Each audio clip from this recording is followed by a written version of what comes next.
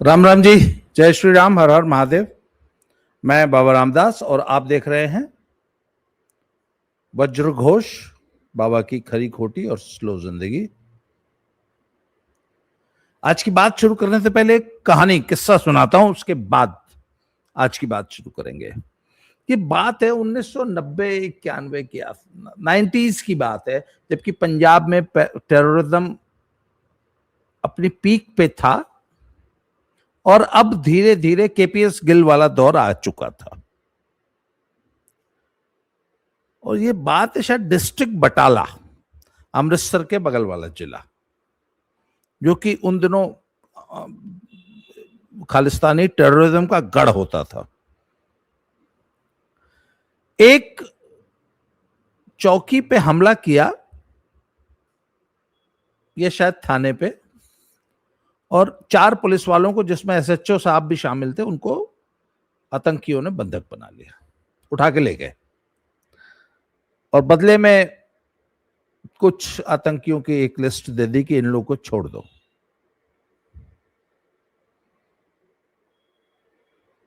KP साहब, गिल साहब की शायद डीजीपी थे वो। उन दोनों बटाला का एसएसपी कौन था, ये खैर मैं तो जानता हूं, पर मैं नाम नहीं लूंगा जानबूझ के, कुछ कारण ऐसे हैं। बहुत जांबाज एसपी हुए हैं वो पंजाब पुलिस के। बाद में उनका बलिदान हो गया था। खैर,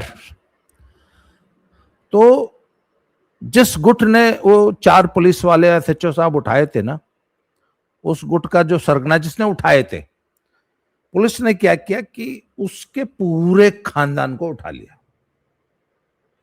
माँ बाप, बीवी, बहन, बच्चे, मतलब पूरा खानदान। खानदान इन द सेंस भाई, भतीजे, भांजे, यहां तक कि जो गर्भवती औरतें थी ना, उनको भी उठा लिया।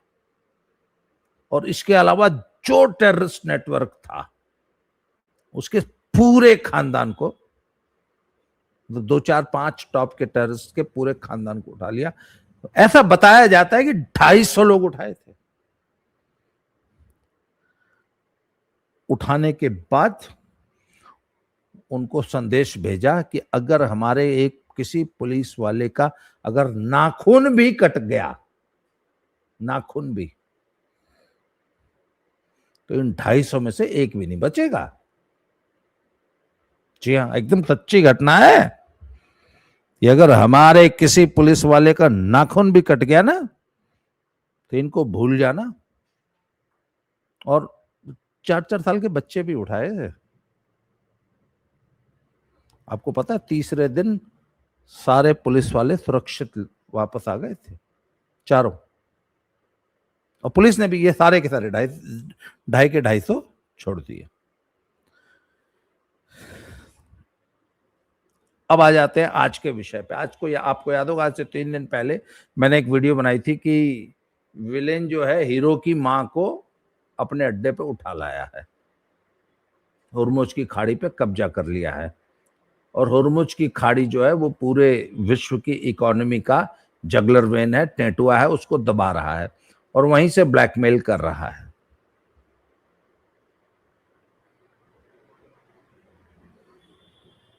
तो सवाल ये उठता है कि क्या ब्लैकमेल का काट ब्लैकमेल से ढूंढा जा सकता है क्या? टिट फॉर टैट, तुमने हमारे 4 आदमी उठाए, हम तुम्हारे 400 उठा लेंगे, जो पंजाब पुलिस ने किया था।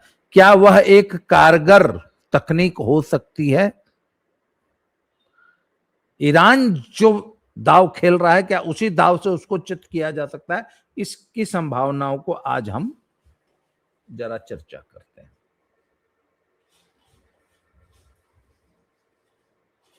तीन दिन पहले ट्रंप साहब ने कहा कि 3 हफ्ते में युद्ध जो है खत्म हो जाएगा, हम अपने घर लौट जाएंगे। तो लोगों ने कहा भाग गया, हाय डर गया, देखो ईरान जीत गया। खैर, ईरान की जीत की भविष्यवाणी तो बहुत से लोग बहुत दिनों से कह रहे हैं और ईरान की शान में ऐसे कसीदे पढ़ रहे हैं कि ईरान इनका पता नहीं क्या लगता है। बहुत, हमारा राइट विंग भी उसमें बहुत आगे है। मुसलमान तो खैर चलिए ईरान को अपना बाप मानते ही हैं, उसके लिए 600 करोड़ रुपए इकट्ठा किया कश्मीरियों ने। कि हमारे राइट विंग के भी कुछ लोग ईरान से बहुत ज्यादा इंप्रेस थे। मैं पहले दिन से कह रहा था, अरे इन्हें कुत्ता बना के घसीटेगा, चिंता मत करो। फिर परसों रात को 9 बजे ट्रंप साहब ने अपने देश को संबोधित किया और उसमें सीधे इशारा किया कि चिंता मत करो, अभी तो सिर्फ 32 दिन हुए हैं, हम तो 20-20 साल युद्ध लड़ने वाली कौम है, अमेरिकन। उसने गिनाए कि फलाना युद्ध 1.5 साल चला था, फलाना 3.5 साल चला था, फलाना 8 साल चला था, फलाना 10 साल चला था, फलाना 20 साल चला था, हमारे वाले को तो अभी 32 दिन हुए हैं, ऐसा क्या डर रहे हो? ये सुनते ही जो है साहब लोगों के जो है ना चुरकी है, ये चोटी है ना, ये खड़ी हो गई।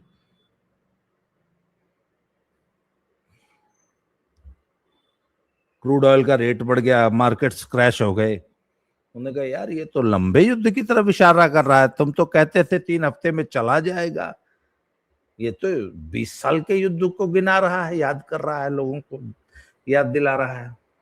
उसी संबोधन में ट्रंप साहब ने एक बड़ी मजेदार बात कही, स्टोन एज में पहुंचा दूंगा, स्टोन एज में। कहता सिर्फ 3 हफ्ते युद्ध और चलेगा, पर उस 3 हफ्ते में स्टोन एज में पहुंचा दूंगा। इसको गौर करो, स्टोन एज में पहुंचाने वाली बात को नोट कर लीजिए, क्योंकि आगे चर्चा होनी है। एक बात और कह दी कि भैया होर्मुज की खाड़ी से मुझे नहीं कोई मतलब, मेरी नहीं पूंछ दबी होर्मुज में, जिसकी दबी है आके अपनी खाली कराओ, तेल तुमको ले जाना, मुझे नहीं ले जाना वहां से तेल। इन सब बातों का निहितार्थ क्या है? कल एक और बहुत बड़ी घटना हुई है। जैसे हमारे यहाँ रक्षा मंत्री है ना राजनाथ सिंह, अमेरिका का जो रक्षा मंत्री है उसको डिफेंस सेक्रेटरी बोलते हैं, रक्षा मंत्री को डिफेंस सेक्रेटरी बोलते हैं, पीट हेगसेट, PETE, पीट हेग, HEGSETH, हेगसेट, सेठ जी हैं साहब। उन्होंने कर्नल जनरल रैंडी जॉर्ज मतलब जो अमेरिका का chief of the army staff है, उसको बोल दिया सर जी छुट्टी पे जाओ, ऐश करो, आप रिटायर हो आज से। बिना कोई कारण बताए अपने chief of the army staff को युद्ध के बीच में रिटायर कर दिया और उसी के एक असिस्टेंट को नया chief of the army staff बना दिया। कोई कारण नहीं बताया, कुछ नहीं, कोई नोटिस नहीं, कुछ नहीं, कोई फेयरवेल नहीं, जाइए घर। Chief of the army staff युद्ध के दौरान बदल देना बहुत बड़ी घटना है। इससे आपको समझ में आएगा क्या तैयारी चल रही है। और उसके हटते ही स्टोनेज वाली बात याद और करा दी। और तेहरान जो ईरान की राजधानी है उससे करीब 40 किलोमीटर दूर एक और शहर है करज, KARAJ, करज ही है शायद, हाँ यस। उस पर एक बहुत बड़ा सस्पेंशन ब्रिज, वो जो तारों से लटका हुआ जो ब्रिज होता है ना, बहुत बड़ा ब्रिज था, बड़ा मेजर हाईवे है वो, जो कि देश की राजधानी को अन्य प्रांतों से जोड़ता है। उसको कल ठोक दिया, उस ब्रिज को।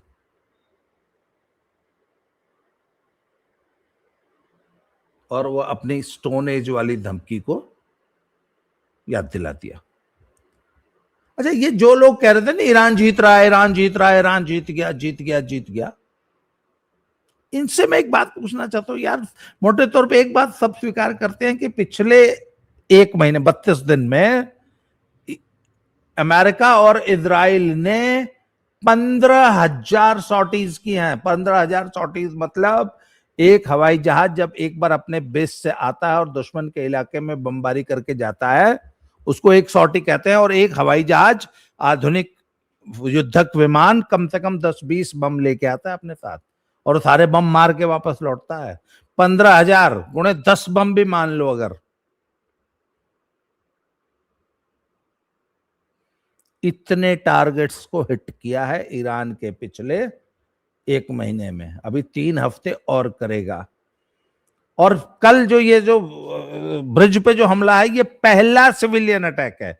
किसी सिविलियन इंस्टॉलमेंट पे, सिविलियन इंफ्रास्ट्रक्चर पे अमेरिका ने पहली बार हमला किया है, और वो जो स्टोन एज में पहुंचाने वाली बात कही थी उस पे अमल शुरू कर दिया है।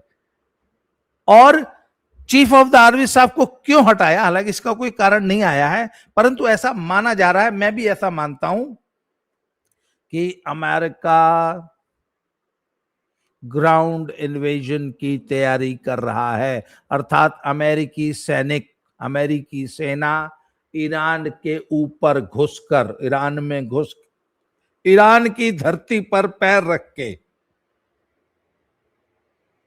ईरान की सरकार को चेंज करके, ईरान में रजीम चेंज करके इस युद्ध को खत्म करेंगे। और chief of the army staff इसीलिए हटाया गया। और अगले 3 हफ्ते भीषण बमबारी होगी, और इस बार पूरा का पूरा सिविलियन इंफ्रास्ट्रक्चर भी नष्ट करेंगे। वाकई स्टोन एज में पहुंचाएंगे। एक और काम हुआ है, कल अपने संबोधन में ट्रंप साहब ने कहा कि हमने एयरफोर्स तोड़ दी, उनकी तो एयरफोर्स खत्म कर दी, नेवी खत्म कर दी, एयर डिफेंस खत्म कर दिया, और मिसाइल और ड्रोन मैन्युफैक्चरिंग फैसिलिटीज खत्म कर दी। परंतु इसके बावजूद बहुत सी फैसिलिटीज बची हुई थी। इन्होंने अपनी मिसाइल सिटीज बना रखी हैं जहां से मिसाइलें लॉन्च होती हैं, और वो जो है वो जमीन के अंदर पहाड़ियों के भीतर 300-300, 500-500 मीटर गहरी सुरंगों में वो शहर बना रखे हैं। अब उनके ऊपर हमला करने जा रहा है, और वो बंकर बॉम्ब्स जो है, वो बंकर बम इतना गहरी जमीन में जाके घुस के मार नहीं कर सकते, और ग्रेनाइट की चट्टानों पहाड़ियों के बीच में वो मिसाइल सिटीज और ड्रोन सिटीज है इनकी। तो उसके लिए बता रहे हैं कि भैया ठीक है 500 मीटर अंदर बंकर बम काम नहीं करेगा, पर जो एंट्रेंस है, आखिर कितना ही गहरी टनल हो, जमीन में एक एंट्रेंस तो होती है ना, और वेंटिलेशन वेंट्स होते हैं जहां से हवा अंदर जाती है। उन सारे वेंटिलेशन वेंट्स और टनल की एंट्रीज और एग्जिट पॉइंट्स को ब्लॉक किया जा रहा है मार्ग के,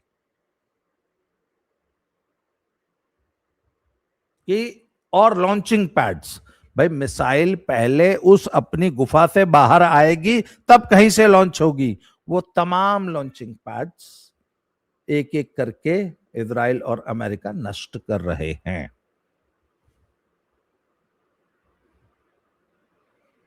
आपको याद होगा जब ऑपरेशन सिंदूर हुआ था तो वहां भी एक एयरबेस पे जो वेंट था जहां से हवा और एयर कंडीशनिंग की हवा अंदर जाती थी ना, उस वेंट में ब्रह्मोस मारी थी भारत ने, और उसके थ्रू मिसाइल अंदर जाके उसने अंदर तबाही मचाई थी। सेम यही टेक्निक अमेरिका और इजराइल ईरान की मिसाइल सिटीज और ड्रोन सिटीज के साथ कर रहे हैं, और एक भी मिसाइल और ड्रोन छोड़ने लायक नहीं छोड़ेंगे अगले 3 हफ्ते में। और सबसे बड़ा सवाल है, चलो ये सब कुछ मंजूर है, सब कुछ हो जाएगा, हॉर्मुज का क्या होगा? जब तक हॉर्मुज खाली नहीं होता तब तक पूरा एशिया, पूरा यूरोप तबाह है एनर्जी क्राइसिस की वजह से, क्योंकि हॉर्मुज की खाड़ी से ही तेल आता है ना, 20% वर्ल्ड का 20% तेल वहां से आता है। अगर 20% तेल नहीं आएगा तो जो क्रूड है आज अभी भी 110 के आसपास चल रहा है, वो 150 से 200 के बीच होने की संभावना है। ये पूरे विश्व की इकोनॉमी को क्रिपल कर देगा। तो हॉर्मुज की खाड़ी कैसे खाली कराएंगे? हॉर्मुज की खाड़ी खाली कराने का एक ही तरीका है, वो जो पंजाब पुलिस ने किया था। अभी क्या है, हॉर्मुज की खाड़ी लिमिटेड, कुछ जैसे भारत के 2 निकाल दिए, रशिया के 2-4 निकाल दिए, चाइना के 2-4-10 निकाल दिए, मलेशिया इधर इनके निकाल दिए, मित्र देशों के। अमेरिका कहता है नहीं भैया, अब अच्छा हॉर्मुज की खाड़ी ब्लॉक है ना, तो ब्लॉक ही है बेटा, आजा। और ईरान की जितनी फैसिलिटीज हैं जो तेल पैदा करती है, अरे अल्टीमेटली बेचना तो तेल ही है ना ईरान ने भी। वो किस रास्ते से जाओगे बेटा? तुम हमारी अम्मा को उठा लाए, हम तुम्हारी अम्मा दादी नानी सबको उठा के लेके आएंगे। आओ बेटा, आओ, हम तुमको बताते हैं हॉर्मुज कैसे ब्लॉक की जाती है। स्टोन एज में पहुंचाना इसी को कहते हैं। कहा है ना स्टोन एज में पहुंचा दूंगा। स्टोन एज में पहुंचाने का मतलब बेटा, ना बिजली रहेगी, ना पानी रहेगी, ना अस्पताल रहेगा पूरे देश में, और न तेल रहेगा। आखिर इतना जो कुछ उत्पाद कर रहे हो, अल्टीमेटली चाहे कितनी सैंक्शंस हो, बेचते तो तेल ही हो ना। कहां से बेचोगे? ठीक है, हम भी नहीं बेचेंगे बेटा तेल, तुम कहां से बेचोगे? खाली हमारी ही अम्मा है जिसको तुम उठा के अपने अड्डे पे कैद किए हो। अम्मा तो बेटा तुम्हारी भी है। तो हमारे पूर्वांचल में एक बात कही जाती है, वो जब लौंडे आपस में झगड़ा करते हैं ना, कहता कि है तो है फलाने गोली मार दे, तो बोला ठीक हो मार दे बा, अपने कहाँ रह बा, खुद कहाँ रहोगे? हमको तो मार दोगे, हमारे भी पीछे हैं 4 लोग।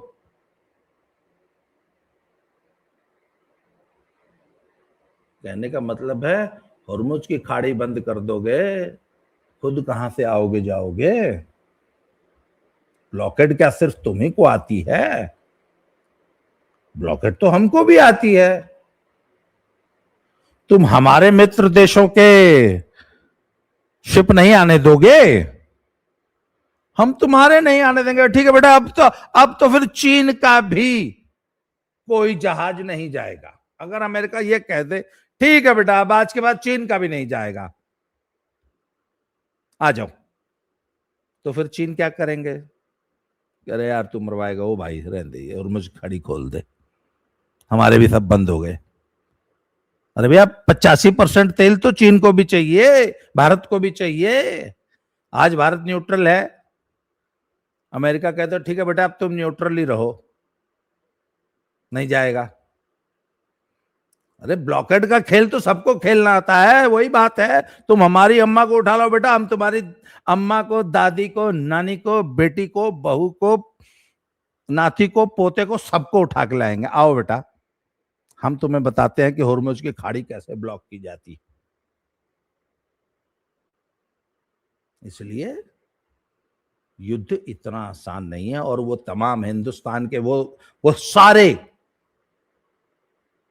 हमारे यूट्यूबर्स और सारा इंडी अलायंस समर्थित, मुसलमान समर्थित जितने यूट्यूब क्रिएटर्स हैं, उनके लिए बता दूं, स्टोन एज में पहुंचा देगा अगर, फिर कैसी जीत और कैसी हार, और वो तो पहुंचा देगा। तुम देख लो, तुम उसका बाल भी, एक ये नाखून भी काट पाओगे अमेरिका का, ईरान वालों? इसलिए सच्चाई ये है कि ईरान का पाषाण युग की तरफ प्रस्थान प्रारंभ हो गया है, देखते जाइए। और भगवान न करे कल को सचमुच हॉर्मुज की खाड़ी ब्लॉक हो गई तो बहुत कुछ ब्लॉक होगा, उसकी तैयारी शुरू करिए। अच्छा एक बात और बता दूं, मैं तो शुरू से कह रहा हूं कि वो मोदी जो जो बहुत बड़ी बड़ी मीटिंगें कर रहे थे ना आज से 4 दिन पहले, मोदी कुछ बहुत बड़ा करने वाले हैं, मोदी यही करेंगे कि भैया अगर सचमुच इस साल अगर हॉर्मुज की खाड़ी समेत सब कुछ सचमुच ब्लॉक हो गया, तब कैसे जिंदा रहना है? जिंदा रहने की लड़ाई है भैया। उस दिन को खैर मनाओ जिस दिन सचमुच हॉर्मुज की खाड़ी वाकई ब्लॉक हो जाएगी। उस दिन दुनिया कैसे चलेगी इसकी तैयारी कीजिए। आज के लिए इस वीडियो में इतना ही, अगले वीडियो में फिर से मिलते हैं। Thank you very much. जय श्री राम, हर हर महादेव।